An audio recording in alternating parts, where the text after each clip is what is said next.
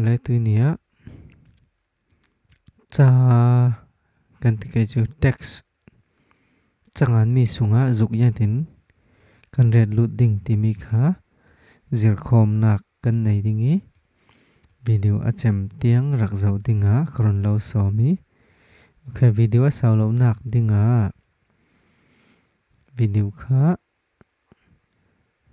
atoi thai begin don to ka zom ningi 6/4 a zir nak kan nei san ning mai se bi ka kan edit nak ding paper kan nei zawi ruanga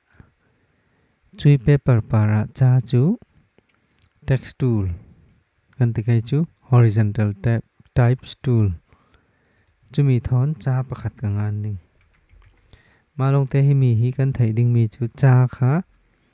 a fona khan hi tivek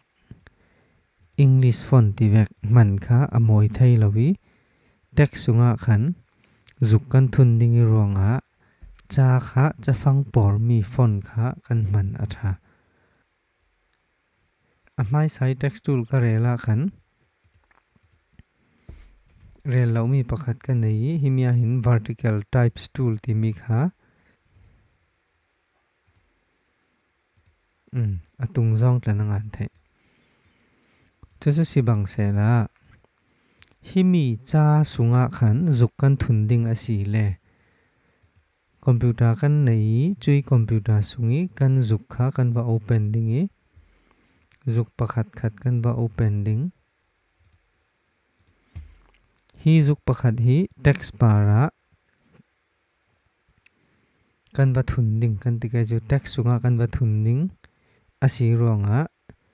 athon dan le avalak lu dan kha chinin karel dingi move tool kan la ding hi ting kan dir lu thei chu chi khat chung control le a metin control le c copy na control le v paste ka la thei chu chini asi chung control le t ka met dingi free transform ka dir tum ning cha sunga zuk kan thun ding i ruanga kan thei ding mi chu hi to ki layer para hin object kan thun ding mi kha layer atlun tua teng teng tool cha sunga zuk kan bare lut ding a si ronga kan changan mi kha a hnuai e tool chumi si rong hi mi layer 1 kha kan zau dingi hi layer 1 zuk kha mci kan ti mi sunga kan red lut thlang dingi kan thun lut thlang ning si le keyboard ti alt kan met dingi hitin taran ara thlengo dingi pakhat kan click dingi chuti chun hinain kan zau dingi cha sunga khan zuk kha ara lut thlang hiti hina thon thai vi vào lai chu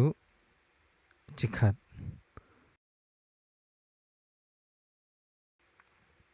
chuvek thau thawin hina hin custom shape tool kan tikai chu shape custom shape tool sunga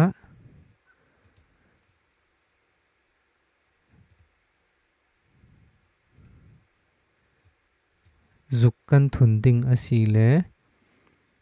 zuk pakhat kha kan thun hlana custom shape tool si in shape taran kha pakhat kan dir suak ding chui shape chu karet dingi hina hin himi ka the zau ronga control le layer kha bak kliki control le e thon layer kha kan kom dingi karet thalok dingi chun himi shape kha covered dingi himi shape sunga khan zuk kan thun le thlang ning si le zuk kan thun du mi kha kan open dingi ka himi hi kadir lut thlang dingi chun himi shape sunga zuk kan thun lu ding ronga hi zuk kha control le t thoin kan dir tum dingi shape ain zuk kan thun ding mi kha atum teng teng a tool okay chung kan du tet kan nga si le alt kan met dingi kan click le dingi ti khana lut ding ni hi yang ronga hi tina ti si le chu shape kan lak mi kha kan select mi adik kaunan jeng ronga alang thalau ti si le shape feel la kan na kan red ronga si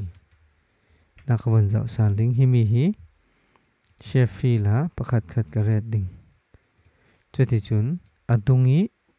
zuk kan thun mi kha mitu vekte in akel te na lu sal thai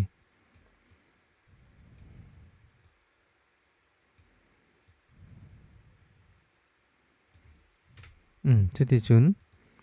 tuini kan zir ding mi chu text sunga kan tika chu changan mi sunga zuk thun dan le shape sunga zuk